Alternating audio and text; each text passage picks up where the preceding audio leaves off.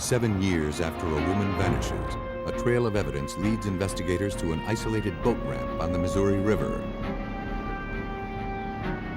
They must pull proof of her murder from the murky river. In a rural Virginia county, a skull and a piece of jewelry are the only clues police have to identify a victim. But will it be enough to catch a killer? A woman is missing for weeks. When her body is discovered, the police must piece together their case from a few torn shreds of tape. When someone disappears, it's difficult for police to prove murder without a body. But today, forensic science can find justice for a victim months and sometimes even years after they have gone missing.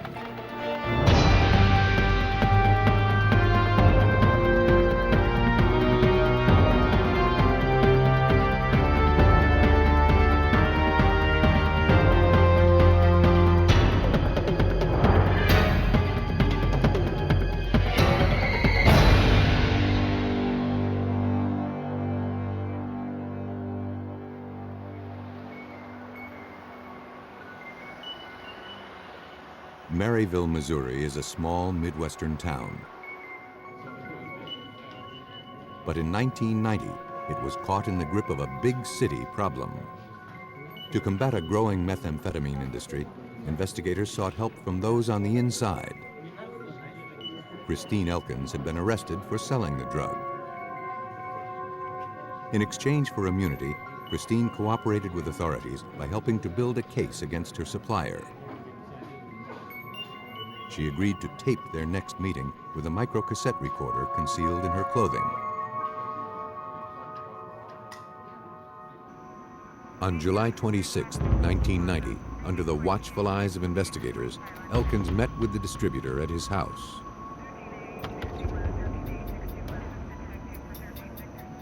You got the stuff? From the moment she walked in, Tony Emery, her dealer, was suspicious. What are you doing? He grabbed Christine and searched her. I don't know what you're talking about. I know you are. He threatened to kill her if she ever betrayed him. When you cool off, okay? Agent Mike Schmitz headed up the case for the Bureau of Alcohol, Tobacco, and Firearms. She came back afterwards extremely upset, stating that he knew that I was wired. He attempted to locate the recorder. She was extremely upset. Christine told agents that she was afraid for her safety. They urged her to stay away from Tony. When agents tried to listen to the tape, it was indecipherable. The case against Tony Emery would have to be made on informant testimony. A few weeks before Christine was scheduled to testify against him, police received a call from her mother. She hadn't heard from her daughter in several days, and she was worried. A search of Christine's house indicated no sign of a struggle. Her car, a maroon Oldsmobile, was gone. Missouri State Police worked with the ATF on the Emery narcotics case. Investigator Larry Bodenhammer. Well, the investigation changed after her disappearance because after a period of time, it was like, well, where is she? You know, what has happened to her? Has she left on her own accord, or has something happened to her? Investigators interviewed Christine's friends and acquaintances. One friend told police she'd seen her around 10 o'clock the night she disappeared. Christine had asked her to watch her son for a few minutes while she met someone. Christine made a chilling prediction as she left. If she wasn't back in a few minutes, she'd be in the morgue. No one had seen her since. All right, I need to bring everybody up to date. The ATF and the police now suspected that Tony Emery was behind her disappearance. He had a strong motive, but without evidence of an actual crime, authorities could not prove his involvement. 3 weeks later, Maryville police received a tip from a federal drug enforcement agent in Colorado. Sergeant Strong. A methamphetamine manufacturer facing time in federal prison wanted to make a deal. Get our plans together and stuff. He claimed he knew about the murder of a female informant in Maryville. All right, that'll work. Investigators Talk to you later. feared he was referring to Christine Elkins. Maryville police and ATF agents flew to Colorado to question James Witt. He told them he manufactured methamphetamine for Tony Emery and his cousin Herb Emery. He said he'd heard the two men talking about killing an informant in Missouri. In exchange for leniency, Witt agreed to meet Herb Emery and wear a wire. Authorities hoped their conversation would provide details of the alleged murder and possibly lead them to Christine Elkins.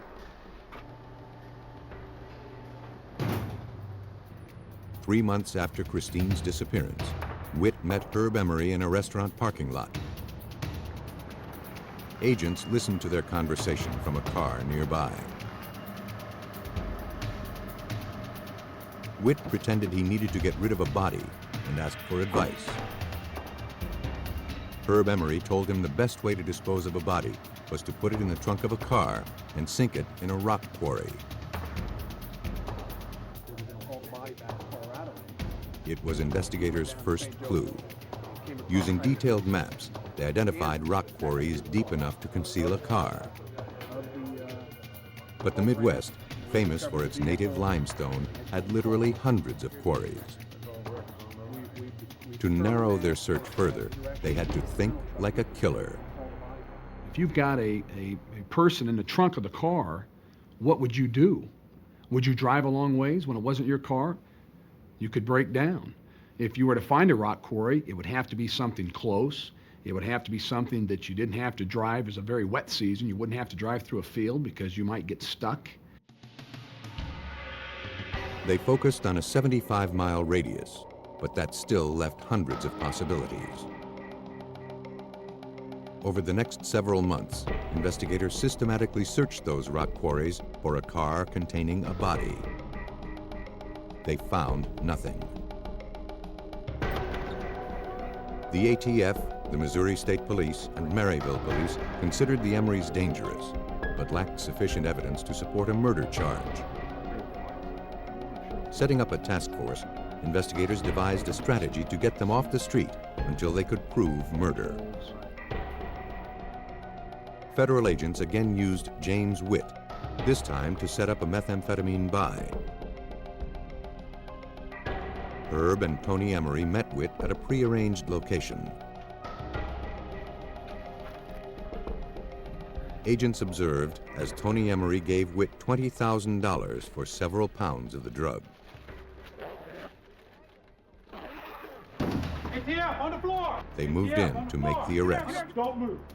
Get on the floor right now. In the summer of 1991, Herb and Tony Emery were convicted of conspiracy to keep and sell methamphetamine. They were sentenced to 9 years in a federal penitentiary. With the Emerys in prison, authorities were able to focus on the disappearance and possible homicide of Christine Elkins. According to Maryville police investigator Randy Strong, Tony Emery was a dangerous man to cross. The community had a great fear of Tony Emery. If we had a witness to him doing a crime, they simply wouldn't come forward, or they would back out of the case. No one wanted to talk about it because they were afraid of what he might do to them. But with the Emery cousins safely behind bars, authorities hoped their associates would no longer be afraid to talk. And they had a lead. In their taped conversations, Herb Emery had told James Witt about a third man who was present the night of the murder.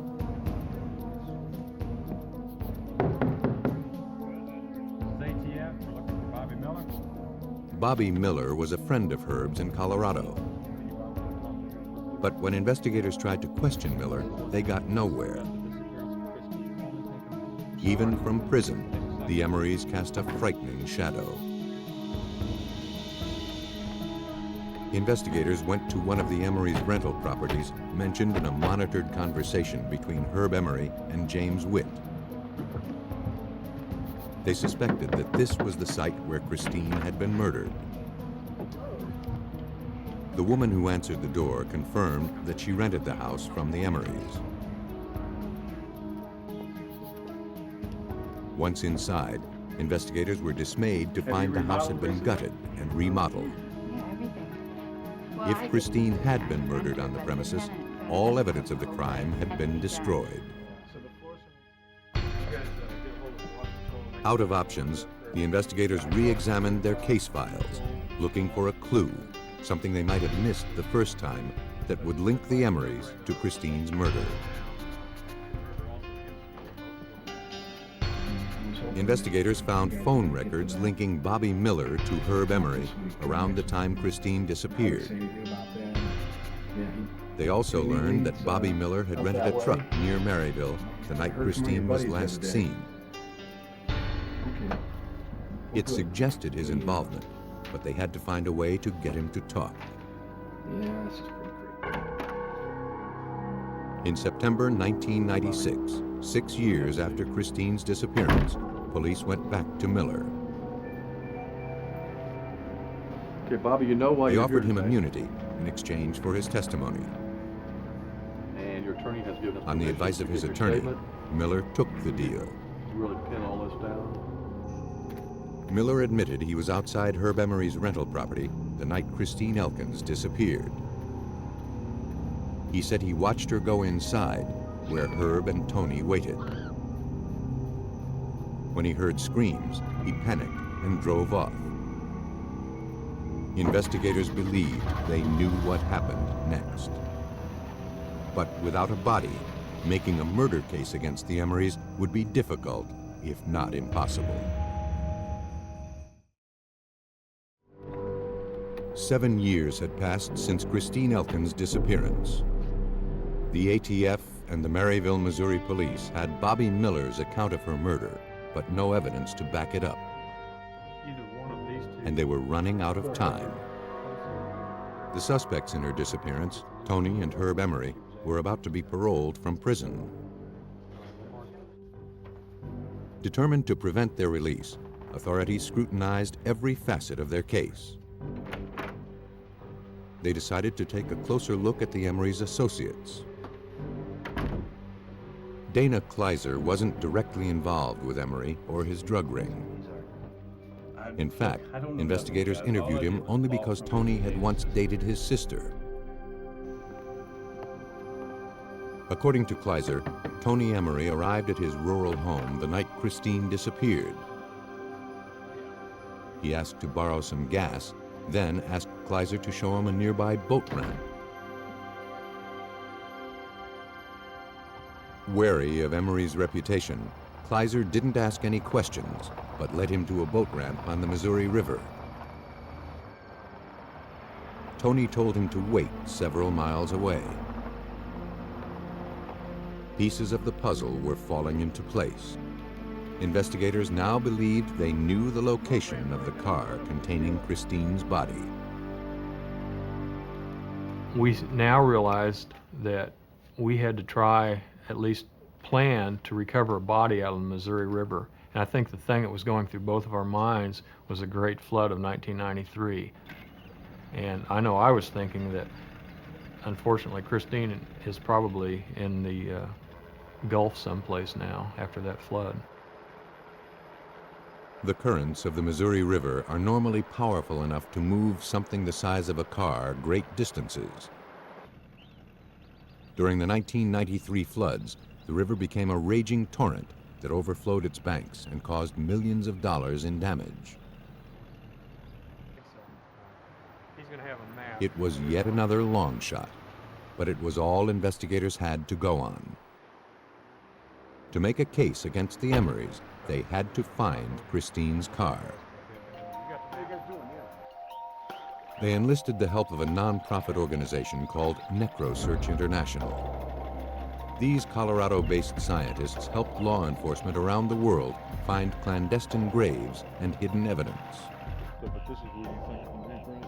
When Clark Davenport, a forensic geophysicist with NecroSearch, arrived at the boat ramp, he'd already amassed a wealth of data. Prior to coming out to take magnetic measurements, we looked at the make and model of the car, talked to the manufacturer to determine the mass of metal in the motor. We also looked at the currents in the river bottom conditions, river speed, the floods that happened since the car had gone into the river, and the float time from the manufacturer, how long they figured a car would float. Armed with that information, NecroSearch scientists spent 2 days searching a 6-mile area adjacent to the boat ramp.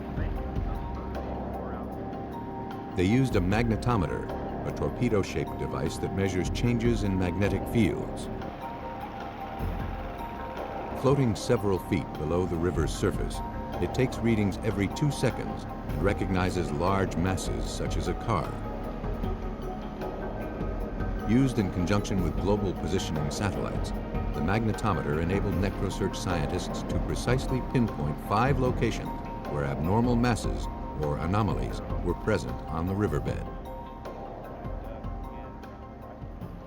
I felt pretty confident that the anomalies were consistent with what I would expect from a car of that size.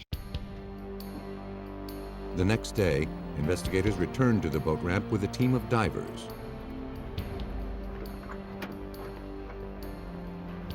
Fighting the murky river's current, the divers searched the 5 areas Davenport pinpointed as likely locations for the car.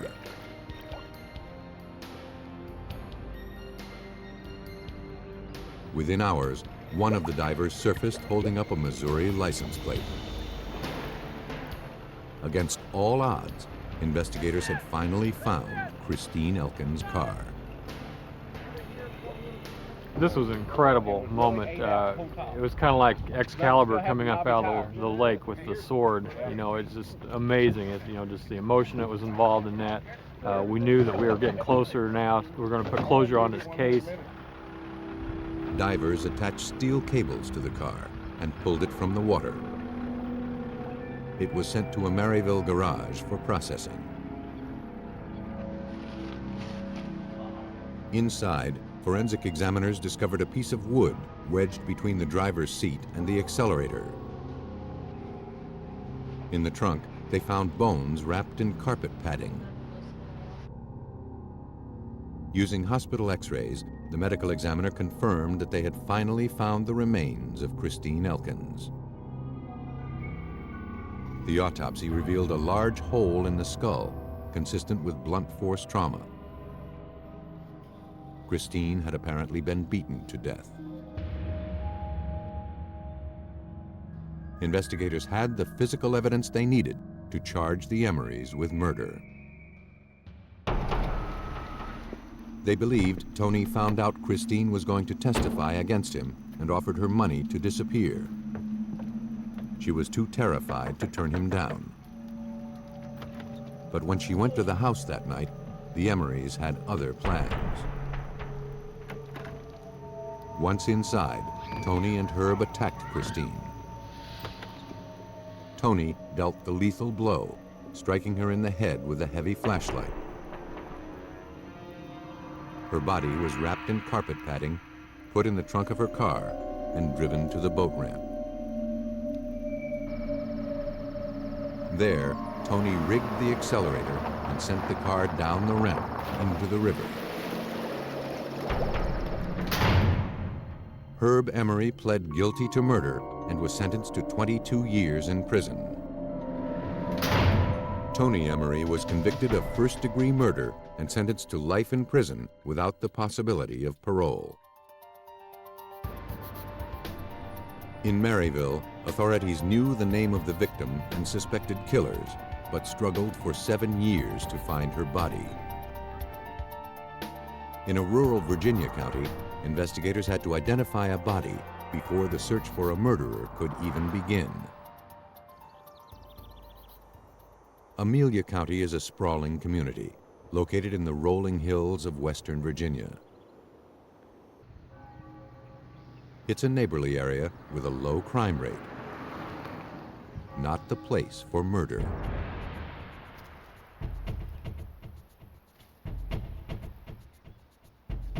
In 1990, while hunting for deer, a man made a gruesome discovery.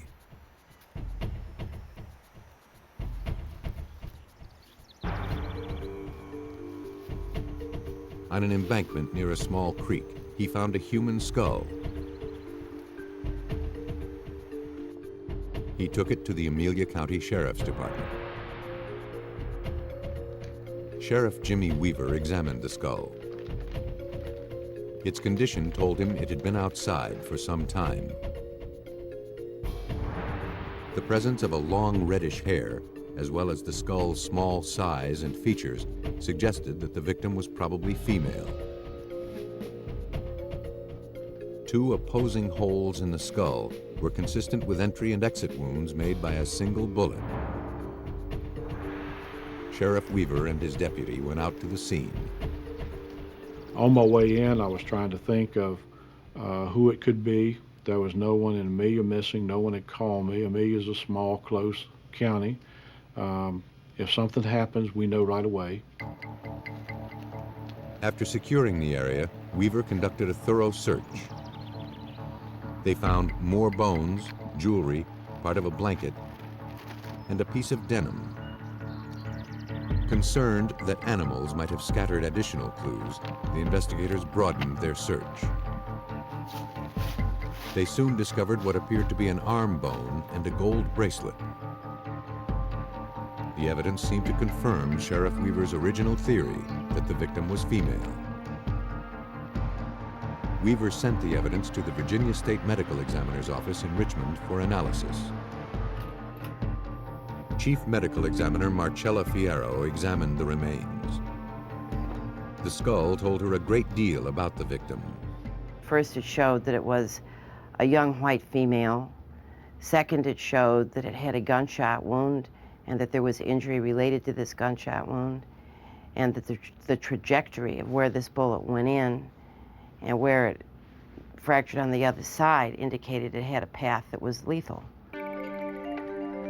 As the examination of the skeletal remains continued, the medical examiner's office was able to establish that the victim had been 5 feet 2 to 5 feet 4 inches tall, with reddish blonde hair.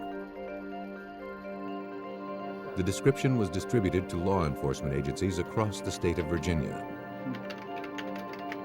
The search was on for any missing women matching Amelia County's Jane Doe. Now, Sheriff Weaver could only hope and wait.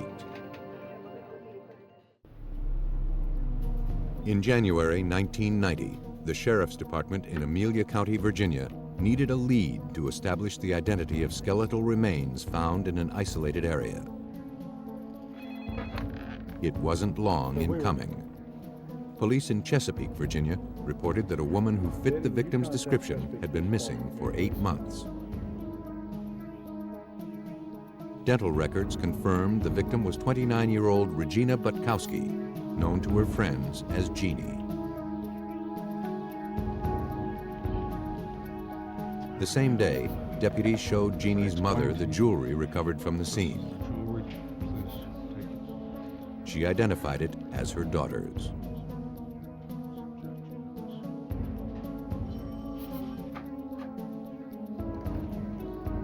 Chesapeake police forwarded the Butkowski case files to Amelia County. As Weaver reviewed them, he learned the circumstances of Jeannie's disappearance. On the evening of May 6, 1989, Jeannie's roommate discovered that the front door of their house had been kicked in. Concerned, she checked the parking lot for Jeannie's car. It wasn't there. She called Jeannie's mother, who said she'd last spoken to her daughter at 10:45 the night before. One fact in the police files immediately caught Sheriff Weaver's attention: Jeannie's stormy relationship with a man named Pernell Jefferson. Jeannie had met Jefferson at a local gym. He became her personal trainer, and the two dated for several months. When Jefferson became too possessive, Jeannie tried to distance herself from him, but he refused to back off. One of the things, he had somewhat of obsession with was with Regina. He was not going to accept the fact that she wasn't his. Jefferson's obsession had become frighteningly clear when he allegedly kidnapped Jeannie in March 1989. But by an amazing stroke of luck, more than 7 minutes of that struggle had been recorded on her home answering machine. It was a very dramatic tape. No one really knew how it was recorded, but it was. And it was a situation where you would hear her telling, "No, Purnell, don't hurt me, don't do things." And it proceeded on. You could hear noise in the background. And probably one of the most dramatic things of it is that at one time you heard this tremendously deep sob from Regina. Weaver learned that Jeannie's roommate told Jefferson about the tape and threatened to call police. He released Jeannie. She refused to press charges against him, however, out of fear he might take out his anger on someone close to her. 2 months later, Jeannie Butkowski again disappeared. Sheriff Weaver focused the investigation on Purnell Jefferson. A lead came in from Jeannie's parents. They had received a letter regarding their daughter's car from an apartment complex in Richmond, Virginia, 130 miles away from Jeannie's home. The manager of the apartments alerted them that Jeannie's car had been sitting in the parking lot for 6 months. Investigators examined her car, hoping for clues to link Jefferson to the murder. They were disappointed. During the time the car had been there, it had been subjected to the elements. When they had the flood in Richmond, it had been submerged in the flood. So a lot of the evidentiary value from that vehicle was lost. But a new lead was quickly established.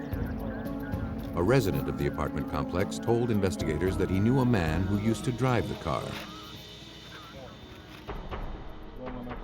Investigators soon learned that Jeannie's car had changed hands several times. They eventually traced it to a man named Darrell Jones, who was incarcerated in Henrico County. Jones told deputies he bought the car from a local man named Wes Green. Green was with a stranger who claimed the car belonged to his girlfriend. He'd taken it away from her and driven it up from Chesapeake because he was angry with her. Investigators suspected the stranger was Purnell Jefferson. They wanted to know more and believed Wes Green might hold the key. They just needed to find him. As evidence against Purnell Jefferson mounted, the Amelia County Sheriff's Department believed his friend, Wes Green, might know more about the murder of Jeannie Butkowski. Deputies quickly tracked Green down to an apartment complex in Richmond. When questioned, he admitted he helped Jefferson get rid of Jeannie's car. The officer persisted. Green added that Jefferson had borrowed a co-worker's car around the time Jeannie disappeared. If the car had been used to dispose of her body, it was probable that incriminating evidence had been left behind. Deputies went to the appliance rental store where Purnell Jefferson had once worked. A co-worker confirmed that on May 5th, the day Jeannie disappeared, Jefferson had borrowed his car. He didn't return the vehicle until late that night. A few days later, Jefferson went to lunch and never returned. Investigators obtained permission to search the employee's car. The search yielded incriminating results. Technicians found traces of lime, a corrosive substance that hastens decomposition. More importantly, they found a reddish blonde hair similar to the one found on Jeannie Butkowski's skull. The hair was sent to the crime lab for analysis. A comparison indicated the two hairs were consistent in texture and color. Investigators now had their first physical evidence connecting Jefferson to Jeannie Butkowski's murder. Sheriff Weaver swore out a warrant for the arrest of Pernell Jefferson on capital murder charges. Authorities traced Jefferson to Stuart, Florida, where he'd moved shortly after Jeannie's disappearance.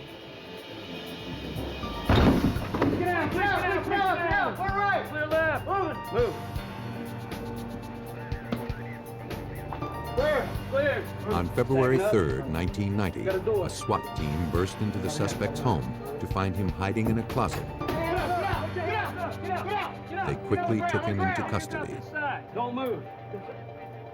5 months later, Jefferson was extradited to Amelia County to stand trial for murder.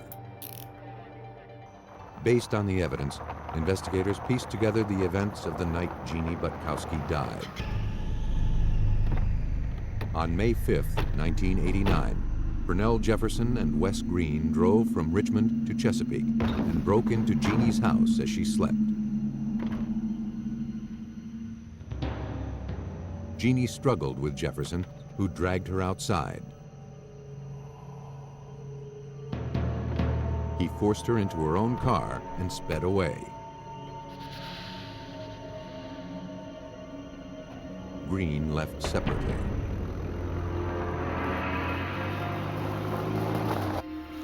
Although investigators never learned the precise location of her murder, they suspected Jefferson stopped at a remote area as he drove back to Richmond.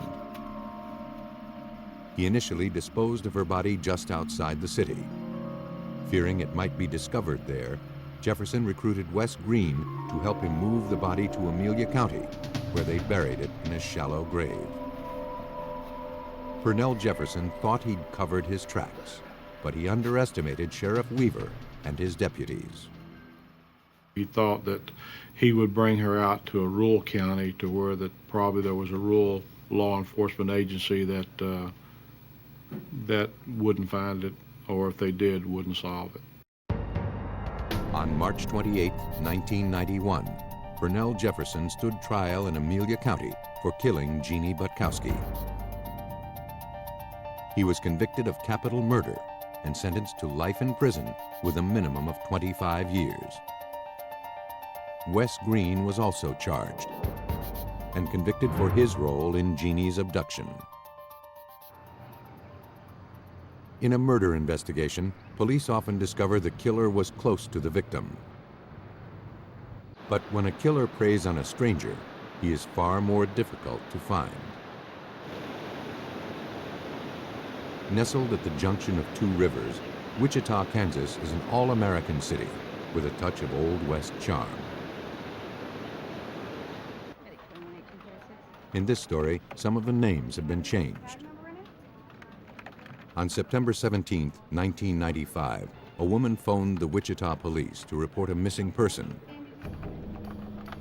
She said her friend, Jody McCown, got into a maroon car on South Broadway around 1:30 the night before and hadn't returned.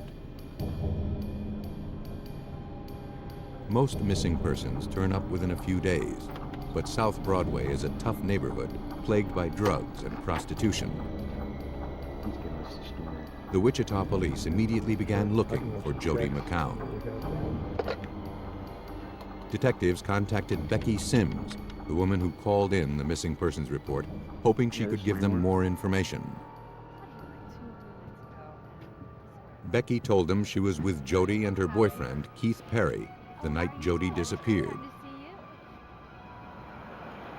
A man drove up in a maroon car and told them he was looking for drugs. He introduced himself as Chester Higginbotham.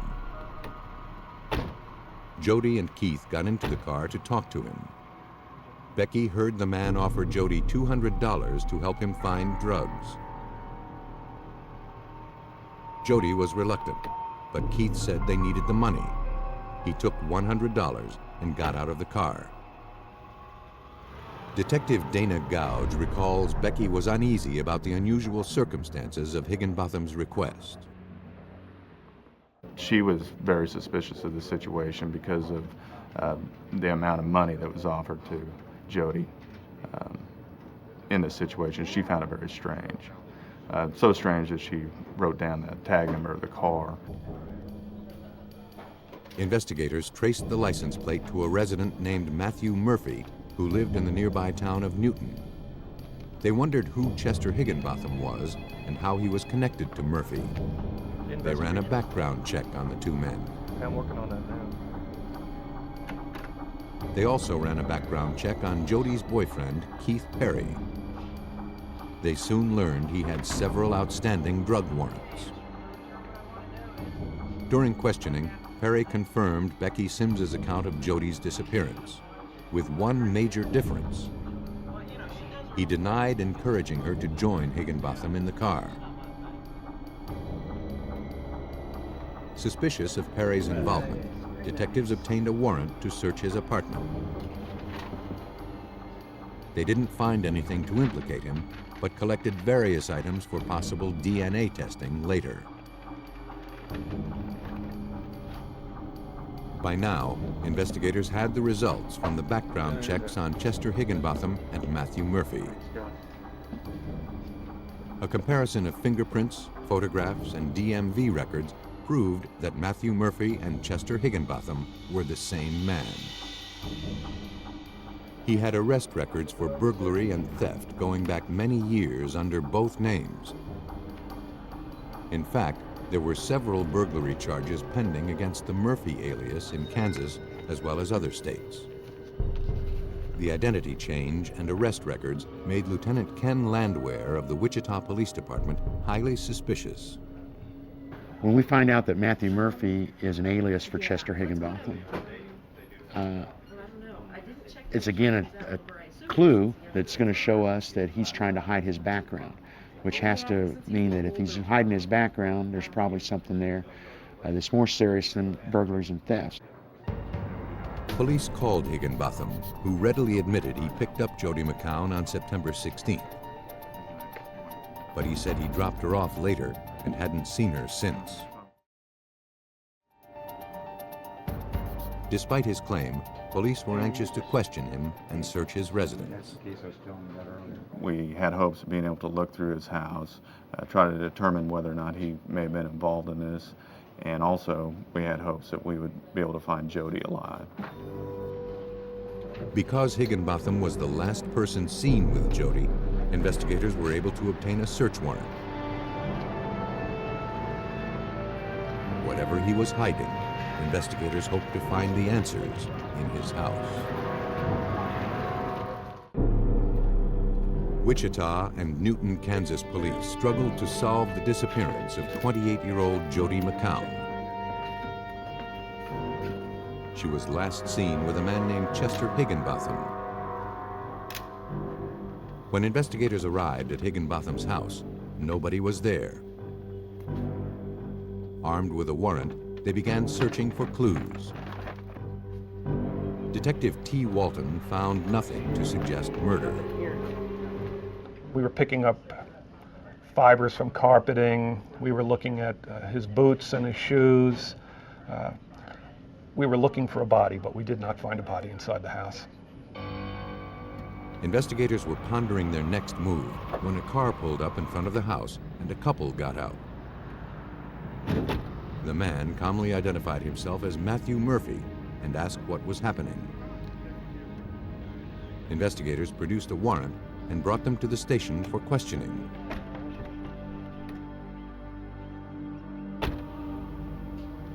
Have a seat in that chair. Under interrogation, Murphy admitted his real name was Chester Higginbotham. All right, Mr. Murphy, we're here to ask you a few questions. He claimed he assumed an alias when he and his wife were placed into the federal witness protection program. According to Higginbotham, they were both witnesses in a mob-related murder case. Higginbotham reiterated his original account, that he picked up a girl fitting Jody McCown's description on September 16th. He said she was leaving town, so he dropped her off at the bus station around midnight. Okay, we want you to. To detectives, his story didn't quite ring true. His times of dropping Jody off were not consistent with the times that our bus stations were open here in Wichita, either the city buses or the trailway buses. By going in and questioning him about that, he was still insistent that that's what he did. We knew that that could not have been true. At the investigators' request, Higginbotham agreed to submit blood, hair, and saliva samples in the event a DNA comparison was called for in the future.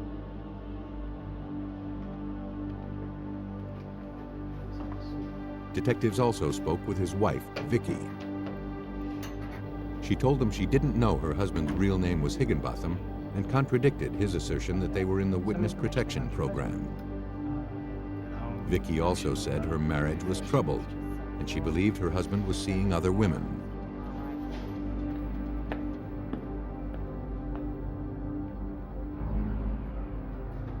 When asked about the night Jody McCown disappeared, Vicky said she came home from work and found a note from her husband.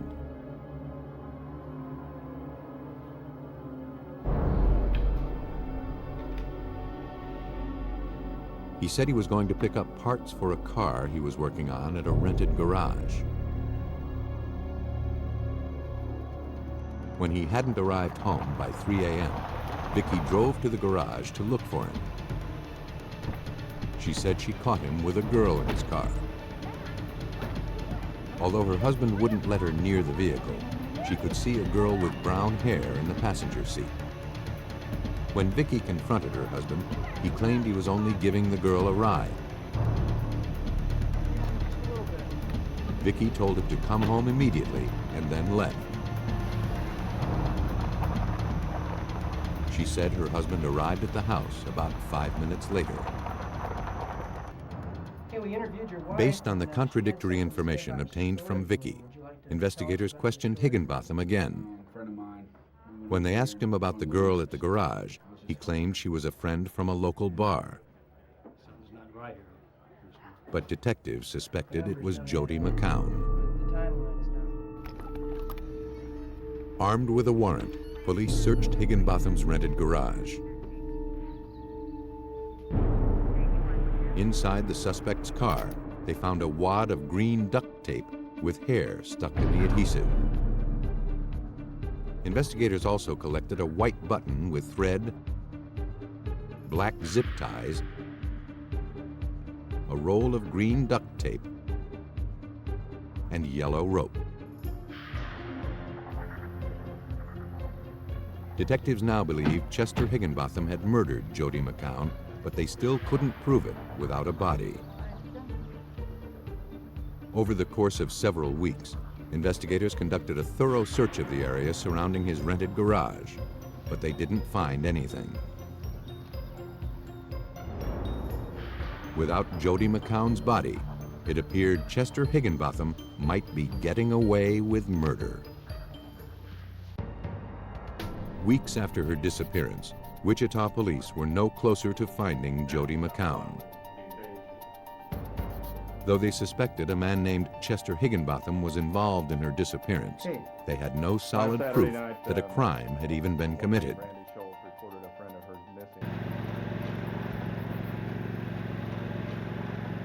On October 11th, nearly a month after Jody's disappearance, a county groundskeeper working on the outskirts of town made a grisly discovery. The decomposed body of a woman lay in a ditch by the side of the road.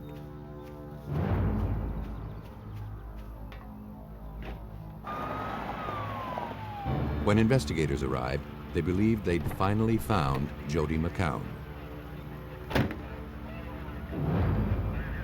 The victim lay face down. A sweater and various undergarments were found near the body. As they searched for clues, the scene yielded a wealth of physical evidence. She had the black plastic zip ties on her. She had green duct tape, just like was found in the shed, wrapped completely around her head, covering her nose and mouth area. The hands and feet were bound together with yellow rope that was similar to the rope that was all in the shed. Fingerprint analysis confirmed the victim was Jody McCown. The medical examiner performed an autopsy and collected hair and fiber evidence from the body. She removed the duct tape for further analysis. Based on her findings, the medical examiner ruled the probable cause of death was asphyxiation caused by the duct tape covering the victim's nose and mouth. Due to the advanced decomposition of the body, the medical examiner was unable to determine whether Jody had been sexually assaulted. And there was insufficient material for DNA analysis. Detectives would have to build their case on other evidence. At the Wichita Police Department Crime Lab, evidence technician Patrick Cunningham hoped the duct tape would lead investigators to her killer. Using a solution called gentian violet, Cunningham looked for latent prints left on the tape. When the dye comes into contact with human protein residues, like those left by fingerprints, a vivid purple stain appears. When the tape from Jody McCown's body was put into the gentian violet solution, the results were disappointing. And when we examined the back side of it, near the torn edge, there were some partial fingerprint impressions in that area, but there wasn't enough minutia for comparative purposes. Forensic examiners had one last chance to make their case against Chester Higginbotham. At the Sedgwick County Regional Forensic Science Center in Wichita, forensic examiner Gary Miller would use fracture analysis to try to prove the duct tape from Jody's body came from the roll of tape in Higginbotham's rented garage. First, he painstakingly separated individual pieces from the tape recovered from Jody's body.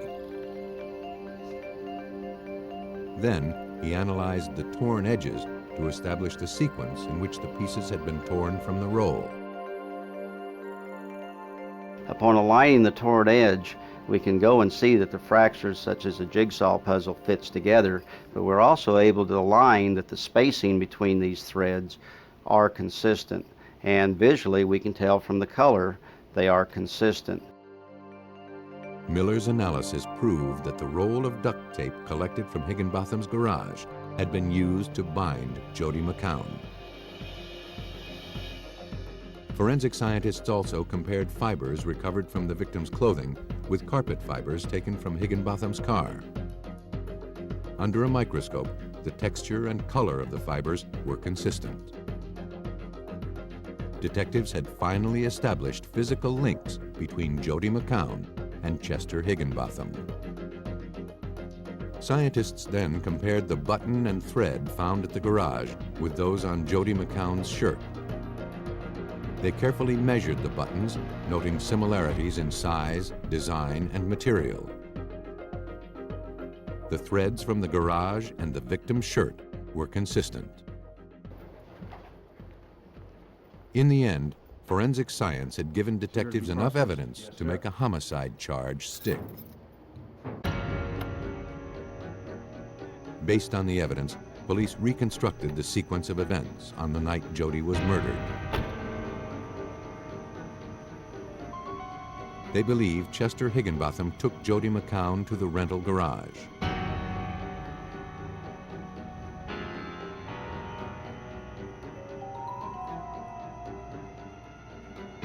He overpowered her, bound her with duct tape, and killed her.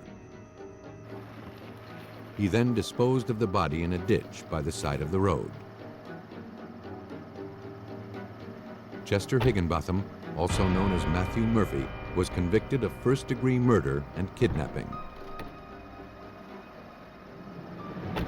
He was sentenced to 40 years without the possibility of parole. Once, time and the elements could destroy evidence linking a killer to his victim.